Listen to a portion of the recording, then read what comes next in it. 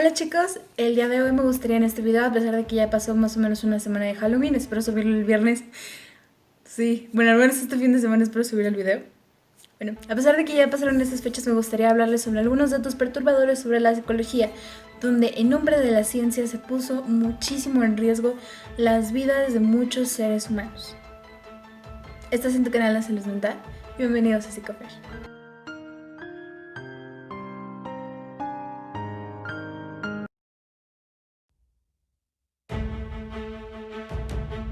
Ahora, antes de seguir, me gustaría decirte que todos estos datos como tal sí los investigué, pero muchas de estas cosas me estuve enterando durante la carrera, o sea que es conocimiento que realmente está libre y que aún así te hace pensar demasiado en si esto es libre y fue justificado para la ciencia, ¿qué es tal vez lo que sí nos ocultan? El periodo neolítico desde el 4000 y el 2400, donde se empezó a ver ciertos agujeros que se realizaban en la cabeza que ahora nosotros conocemos como trepanación. La trepanación era una práctica que se realizaba en la parte frontal y parietal del cerebro. Bueno, donde estarían ubicadas esas partes del cerebro, más bien fue en el cráneo. Y de esta forma se hacía como un ritual cultural, o se dice que tenía un significado cultural, más que tratar de sanar alguna especie de herida. Y a pesar de que se habla del 2400 y el 4000, hay cráneos que datan desde hace 7000 años. Es en Perú, en el año del 2400 al 500, donde empieza a avanzar un poco esta técnica y es pensada más como para tratar de curar heridas de algunos golpes que sufrieron durante la guerra, algunas cosas que se les hayan quedado atoradas en la cabeza por las armas, como se golpeaban. Bueno, ya tenía un fin más terapéutico respecto a qué servía la trepanación. Durante mucho tiempo se pensó que otra hipótesis era porque creían que los espíritus se guardaban en la cabeza y que por lo tanto los dolores de cabeza era porque tenías espíritus atrapados. Pero se dice que realmente esto no podría ser tan factible porque los dolores de cabeza están muchísimo más asociados al sexo femenino y la mayoría de los cráneos que se han encontrado son del sexo masculino. La concepción de la locura fue avanzando conforme al tiempo, pero sin embargo se estancó durante una etapa de la humanidad muy importante y que también todos conocemos. Durante mucho tiempo en antiguas civilizaciones se creía que eran espíritus atrapados dentro de un cuerpo, y eso no progresó mucho durante la Edad Media, donde se seguía pensando que esto era un castigo divino o era una posesión demoníaca. Podemos ver muchos ejemplos en la Biblia y bueno, de ahí tomaron la referencia. Es entonces que se publicó un libro también sobre brujería y se dice que este libro duró cerca de más de 200 años y gracias a este libro se quemaron a muchísimas personas que tenían una enfermedad mental. Las personas que no eran quemadas eran dadas con castigos correctivos dados por la Santa Inquisición y las que no vivían en la calle de una forma sumamente deplorable. En España hubo una población que hacia el año de 1409, antes de la liberación propuesta por Philip, lo voy a leer, Philip Pinel en la Bézique, el hombre que está aquí, que hablaba sobre un mejor trato hacia los enfermos. España ya lo hacía, pero esto fue influenciado muchísimo por la cultura árabe, que realmente fueron ellos los primeros en decir que hay que tratar a los enfermos mentales con humanidad. Pero a pesar de que se trataban de dar esos tratos más humanitarios, que era básicamente ya no tenerlos encadenados, hacia el año de 1676 y el 1800 las personas seguían usando esto como si fuera una atracción turística o una forma de divertirse, es decir, pagaban hacia los hospitales para ir a ver a los loquitos que ahí se encontraban. Y no es hasta después de la Segunda Guerra Mundial que ocurre el movimiento psiquiátrico en Estados Unidos, que por aquí les dejo el nombre, donde se habla sobre los derechos que tienen los pacientes y que se deben de exigir, y se empieza a hablar sobre toda la situación que se venía guardando entre las cuatro paredes de un manicomio.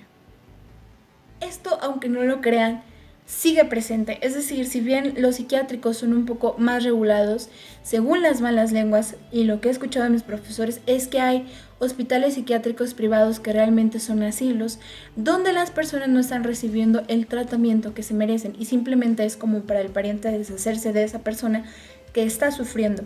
Y en lugares donde las enfermedades mentales tienen un mayor tabú de los que tienen aquí, muchas veces las personas siguen siendo encadenadas, y no porque los crean bestias o demonios o posesiones, sino porque no saben qué hacer con ellos y no saben cómo tratarlos. Ahora imagina que tú fueras un enfermo y a ti te hubieran encerrado. ¿Aún sigues pensando que aprender sobre salud mental no es necesario? ¿Has visto esas películas de terror donde normalmente les ponen electrodos aquí en la cabeza como una forma de tortura? Bueno, seguramente no sabes qué es la psicología en general, pero este método sí lo conoces, incluso te puedo asegurar que lo conoces como terapia electroconvulsiva. En el siglo XVI hubo un hombre que, tras varios intentos de varias terapias y al no haber los medicamentos ni los avances que existían hoy en día, buscó un nuevo método para tratar de sanar a sus pacientes a través de la inyección de un medicamento llamado... Dispénsenme, no me sé los nombres de los medicamentos, por eso no fui médico.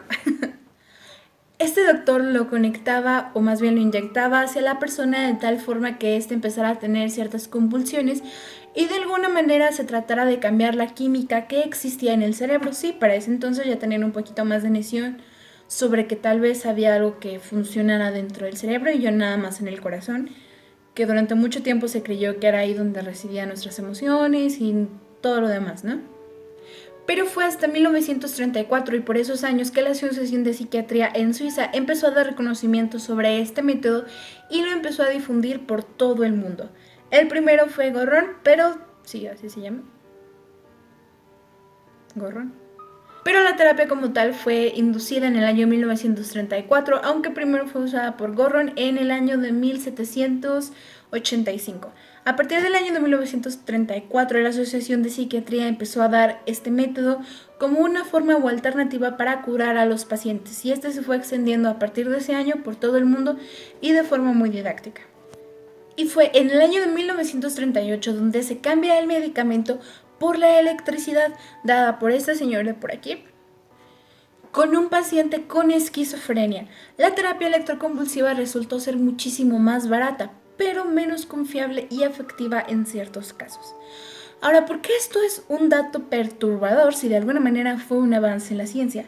El problema es que con muchas de estas técnicas, como lo vamos a ver, por ejemplo con la siguiente, es que se utilizaban como métodos correctivos y no como métodos de sanación. Me explico, si un paciente se portaba mal o no hacía lo que el médico y la enfermera le pedían, muchos de estos utilizaban la terapia electroconvulsiva para controlar a sus pacientes y dejarlos un poco atontados. Por lo tanto, dejó de ser una práctica que funcionara como tal, como un método de cura, y pasó a ser más un método de tortura. Finalmente, la terapia electroconvulsiva empezó a bajar su popularidad entre los años de 1950, donde se empezaban a descubrir los primeros medicamentos para el servicio de la salud mental. ¿Te imaginas que te metieran una especie de varilla por el ojo y empezaron a jugar con él de tal forma de que te desconectaran el cerebro? Parece sacado de un libro de ciencia ficción, ¿no? Pero no es así. En el año 1936 se practica la primera lobotomía, dada por el psicólogo, o más bien psiquiatra en ese entonces, Edgar Muniz, este hombre que está aquí, que decía que las obsesiones tenían que ver más que nada con circuitos que se realizaban adentro de nuestro cerebro y que por lo tanto si lo desconectábamos las conductas obsesivas tendrían que irse. Incluso a este hombre se le dio un premio Nobel por esta nueva invención. Pero ¿cuál fue el problema entonces? Poco después de eso, James Watt, este hombre que está aquí, y Walter Freeman, este otro hombre que está aquí, empiezan a utilizar las lobotomías, pero como si fuera recetar paracetamol. Me explico. Operaban alrededor de 35 pacientes por día aproximadamente. Era como... Walter Freeman ya llegó. Sí. ¿Cuántas operaciones tengo para el día de hoy? No, ya vi los pacientes. Sí, dile que pase el primero y ahorita me voy despachando hacia los demás. Ignoran mis técnicas de actuación. Pero esa sería más o menos una representación de cómo realmente era como comer, desayunar. Algo tan sencillo para ellos. Y esta misma práctica empezó a decaer otra vez en el año 1950, cuando empezaron a surgir los primeros medicamentos. Pero no fue únicamente por eso, porque incluso la terapia de electroshock se sigue utilizando en hombres, mujeres que no son capaces o de alguna forma el medicamento no les hace la reacción que tendrían que hacerle en el caso de una depresión o de algún tipo de ansiedad muy crónica o en mujeres que están embarazadas. Ahora entonces, ¿por qué realmente el uso de la lobotomía sí empieza a ser casi nulo, si no es que nulo? Como les dije, la técnica era básicamente hacer unos hoyos a través del cráneo o cerca del cerebro, de tal manera de que metían un aparatito que voy a poner por aquí, que lo que hacía era irlo moviendo para desconectar las áreas del cerebro que deseaban ser conectadas. Freeman fue el gran precursor de todo este movimiento, quien realizó la primera lobotomía en Estados Unidos y que empezó a predicarlo como si fuera un nuevo evangelio. Pero Terry Wood, un anestesiólogo que trabajaba con uno de esos doctores que practicaba este tipo de operaciones, empezó a hacer estudios y se dio cuenta de que de, digamos, 3 pacientes, uno sí mejoraba, el otro seguía exactamente igual y el último empeoraba. Entonces, ¿cómo vas a hacer una práctica que no sabes que funciona la mayoría del tiempo y que practicabas a diestra y siniestra cuando debía de ser el último recurso que utilizaras para tratar de curar a un paciente? Entonces puedes entender que el problema fue el abuso de este tipo de cirugías, su poca comprobación científica, pero aparte y muchísimo más aparte de esto, que se estaba lastimando a muchísimas personas sin algún propósito, ya que la parte que normalmente casi siempre se despegaba es la que tenía que ver con la personalidad.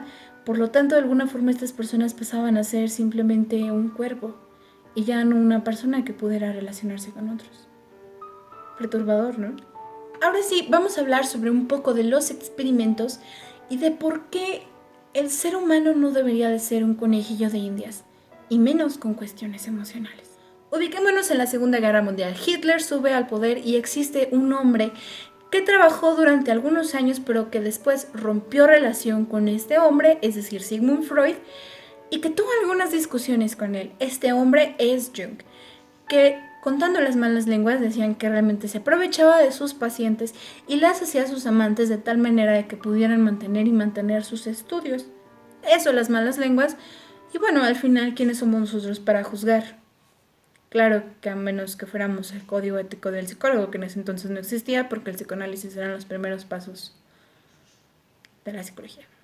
En fin, este hombre que ven aquí empezó, y se dicen las malas lenguas, a ayudar a los nazis a controlar los campos de concentración, dejando al mínimo la ración de comida para que las personas se conformaran pero que no tuvieran energías para desear escapar o luchar contra los soldados nazis, a pesar de ser un número muchísimo más grande que cualquiera de los soldados que se podían encontrar en los campos de concentración.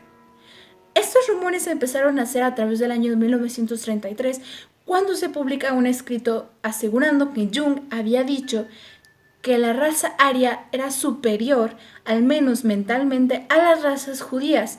Tal vez esto tirando un poco de indirecta hacia Sigmund Freud, judío que tuvo que huir de su país debido a la situación de la persecución que daba Hitler a los de su tipo.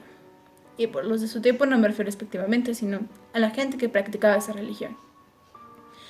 Entonces es curioso pensar que a raíz de esto, Jung haya dado esta declaración. En pocas palabras, en el año de ascenso de Hitler, es decir, en el año 1933, se publica un artículo propuesto por Jung, donde existe una notable diferencia entre la psicología aria y la psicología judía, agregando sobre todo que el inconsciente ario era por 1000 veces mejor que el inconsciente judío. Sí, tal vez Jung no mató a ningún judío, pero ahora mismo se crucifican muchas personas por el hecho de sentirse superior a otras. ¿Qué hubiera pasado si una persona con la capacidad de influir sobre otros hubiera dicho que una raza es mejor que otra? Y por mucho tiempo me pregunté por qué personas hacen daño a otras. Es decir, por qué personas como los soldados de Hitler decidieron matar a tantas personas inocentes, aún tal vez no convencidas al 100% de la teoría de la persona que los estaba motivando.